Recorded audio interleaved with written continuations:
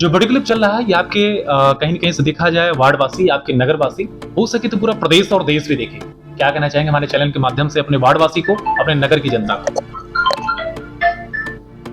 देखिए, पहली बात तो मैं आपके चैनल को धन्यवाद और बधाई देता हूं कि आपका चैनल और आप कम से कम नगर पंचायतों के ग्रास रूट तक गए हैं और वहां की समस्याओं को आपने जाना और समझा है जी।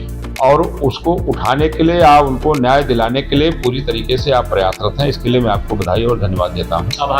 आभार भी प्रकट करता हूँ और उम्मीद करता हूँ कि आप भविष्य में भी इस तरीके से गरीबों की उत्थान के लिए, उनकी समस्याओं के निदान के लिए लगातार देश में भी सरकार बनी है। उस चौराहे को किस तरह से हम कितना आकर्षित और आकर्षण और उसको सुंदर बना सकें, सुंदर के साथ साथ सुविधाजनक भी बना सकें। महिला प्रसाधन की व्यवस्थाएं आजकल ऐसे होती है कि मार्केट में अगर बाहर से कोई आते हैं तो महिलाओं के लिए अक्सर प्रसाधन की व्यवस्थाएं नहीं होती हैं। ये सुविधाजनक होगा, सुंदर होगा। हाँ, सुंदर भी होगा, सुविधाजनक भी होगा, आदर्श नगर पंचायत भी होगी। आपकी पत्नी सोनमती जी बतौर चेयरमैन हैं, तो आम जनता के बीच में आपका लगभग मिलना जुलना, आना जाना तो होता ही होगा। चेयरमैन साहिबा का भी लोगों के बीच में आना जाना हो पाता है? हाँ, लोगों का आरोप होता है। अभी 2 अक्टूबर को झंडा फहराने की बात थी, उन्होंने झंडा फहराया। 15 अगस्त, 26 जनवरी या ऐसे भी किसी का फंक्शन हुआ, कहीं आना जाना हुआ, वो पूर्ण रूप से भाग लेती हैं। अब ये सही है कि अब उनको, चूंकि वो घरेलू महिला हैं, बहुत ज्यादा वो उनका दिल्ली और लखनऊ का दौरा नहीं रहता है। नहीं, क्षेत्र में, अपने गांव तो क्षेत्र में 15 वार्ड है टोटल। 15 वार्ड से चयनित 15 सभासद हैं। आपसे संतुष्ट हैं? आप उनसे संतुष्ट हैं? हाँ, हम भी संतुष्ट हैं और हमारे सभासद भी संतुष्ट हैं। हमारी दो बैठकें भी हो चुकी हैं प्रशासनिक तौर पर, और वैसे भी हम लोग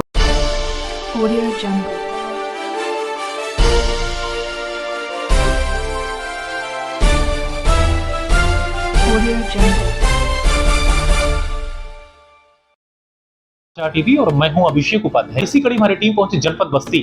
अगर बात करें तो नौ सर्जित नगर पंचायत गणेशपुर बनाया गया है।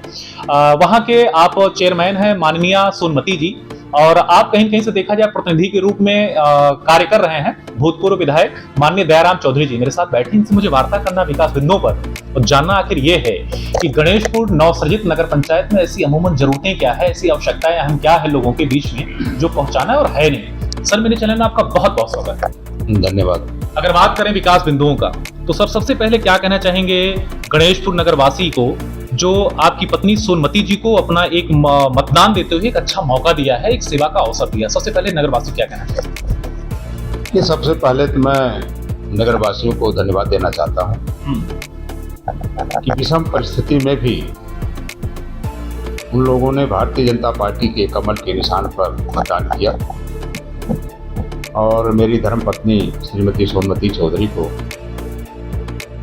एक बहुत बड़ा दायित्व नगर के विकास के लिए सौंपा है जी।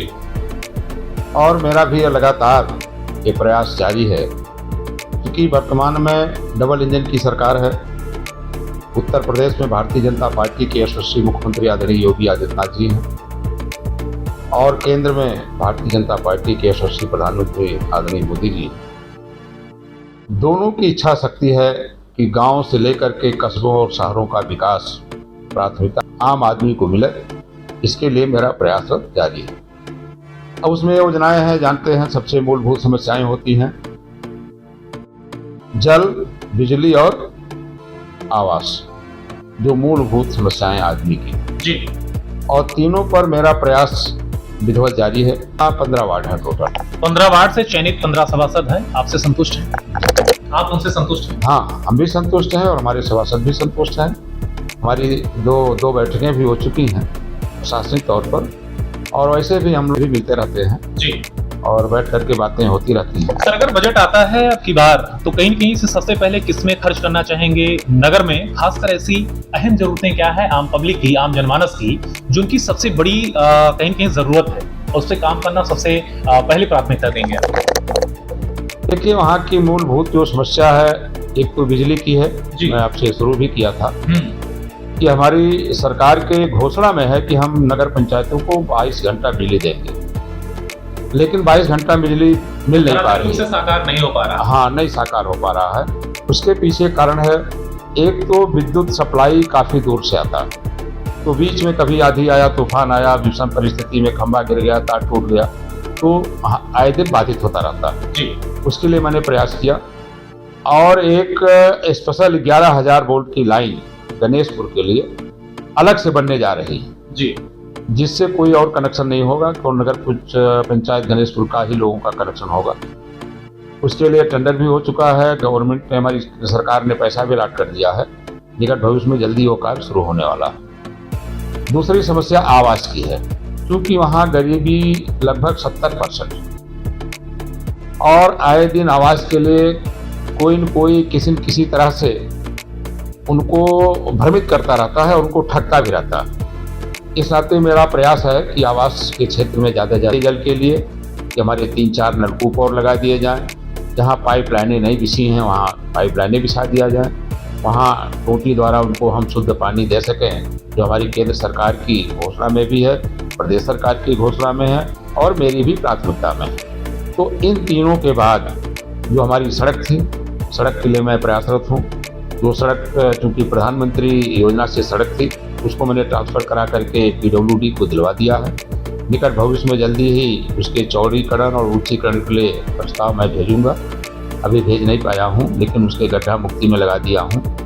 और हम चाहते हैं कि जैसे वहां एक ही चौराहा है जिसको शंकर नगर चौराहा के नाम से जाना जाता है, उस चौराहे को किस तरह से हम कितना आकर्षित और आकर्षण और उसको सुंदर बना सकें, सुंदर के साथ साथ सुविधाजनक भी बना सकें। महिला प्रसाधन की व्यवस्थाएं आजकल ऐसे होती है कि मार्केट में अगर बाहर से कोई आते हैं तो महिलाओं के लिए अक्सर प्रसाधन की व्यवस्थाएं नहीं होती हैं। ये सुविधाजनक होगा, सुंदर। हाँ, सुंदर भी होगा, सुविधाजनक भी होगा, आदर्श नगर पंचायत भी होगी।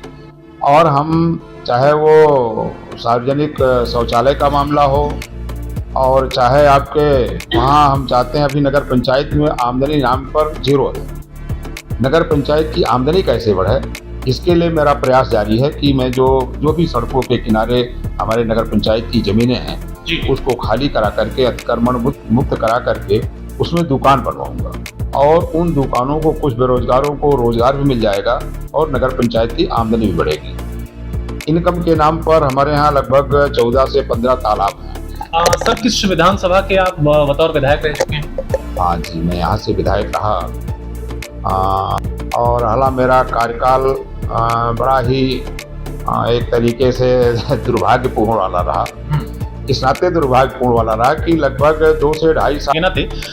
आपकी पत्नी सोनमती जी बतौर चेयरमैन हैं, तो आम जनता के बीच में आपका लगभग मिलना जुलना, आना जाना तो होता ही होगा। चेयरमैन साहिबा का भी लोगों के बीच में आना जाना हो पाता है? हाँ, लोग ऐसा आरोप होता है। अभी 2 अक्टूबर को झंडा फहराने की बात थी, उन्होंने झंडा फहराया। 15 अगस्त, 26 जनवरी या वैसे भी किसी का फंक्शन हुआ, कहीं आना जाना हुआ, वो पूर्ण रूप से भाग लेती हैं।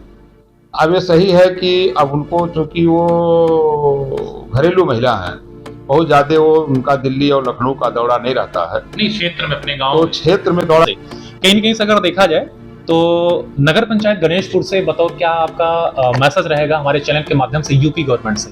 क्या सूचना रहेगा, क्या गुजारिश रहेगा? देखो, जो मैंने घूम करके देखा, इसे हमारी सरकार को मैंने पहले बताया कि जो योजनाएं लागू हो जाएं तो बहुत ढेर सारी योजनाएं हैं जिससे काफ़ी लोगों को, गरीबों को संतुष्ट किया जा सकता है। अभी देखिए लेटेस्ट आ गया है कि जो आयुष्मान कार्ड है, जहां गरीबों को 5 लाख रुपए तक हम मुफ्त दवा देंगे, हमारी सरकार की घोषणा है। और उसके लिए कैंप लग, किसी के पास भी अगर 60 वर्ष का कोई बुढ़ा है, बुजुर्ग है, तो उसका आयुष्मान कार्ड बनेगा, चाहे वो सफ़ेद कार्ड हो, चाहे वो आपके रंगीन कार्ड हो या कोई भी कार्ड हो। और हम चूँकि वर्ष 2011 की जनगणना के अनुसार आयुष्मान कार्ड बने थे, उसमें तमाम ऐसे लोग हैं जो गरीब थे, अमीर हो गए। और सर्वे किया आपके 15 वार्डों में, कहीं देखा जाए गणेशपुर में, तो जनता की जुबान पर महज नाम कायम है सोनमती जी, दयाराम चौधरी जी। इसके पीछे का सबसे अहम कारण क्या है? ये आपकी लोकप्रियता है, आप दबदबा है? नहीं, हम लोगों को कोई दबदबा वगैरह नहीं है। हम लोगों के बीच में आते जाते रहते हैं और मिलते जुलते रहते हैं, दुख सुख में शामिल। जो वीडियो क्लिप चल रहा है ये आपके कहीं न कहीं से देखा जाए वार्डवासी, आपके नगरवासी, हो सके तो पूरा प्रदेश और देश भी देखें। क्या कहना चाहेंगे हमारे चैनल के माध्यम से अपने वार्डवासी को, अपने नगर की जनता को? देखिए, पहली बात तो मैं आपके चैनल को धन्यवाद और बधाई देता हूं कि आपका चैनल और आप कम से कम नगर पंचायतों के ग्रास रूट तक गए हैं और वहाँ की समस्याओं को आपने जाना और समझा है जी। और उसको उठाने के लिए आप उनको न्याय दिलाने के लिए पूरी तरीके से आप प्रयासरत हैं। इसके लिए मैं आपको बधाई और धन्यवाद देता हूँ। आभार भी प्रकट करता हूँ और उम्मीद करता हूँ कि आप भविष्य में भी इस तरीके से गरीबों की उत्थान के लिए, उनकी समस्याओं के निदान के लिए लगातार देश में भी सरकार बनी है। लेकिन जो इनकमेंसी वोट होता है कि नेगेटिव वोट बोलता है, नहीं ऐसा नहीं वैसा नहीं, ये आवाज़ आपको कहीं फील्ड में नहीं मिलेगी।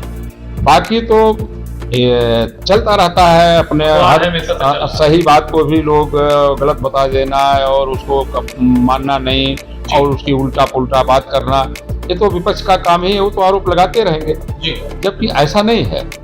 और मैं नगर पंचायत के लिए जरूर कहना चाहता हूँ, एक जो बड़ी बुनियादी समस्या हमारे यहाँ आई है, मैंने देखा है उत्तर प्रदेश सरकार और केंद्र सरकार ने एक ग्रामीण आजीविका मिशन चलाया और वहाँ की महिलाएं भी अपनी मेहनत, अपने परिश्रम के बल पर आत्मनिर्भर हो सकें।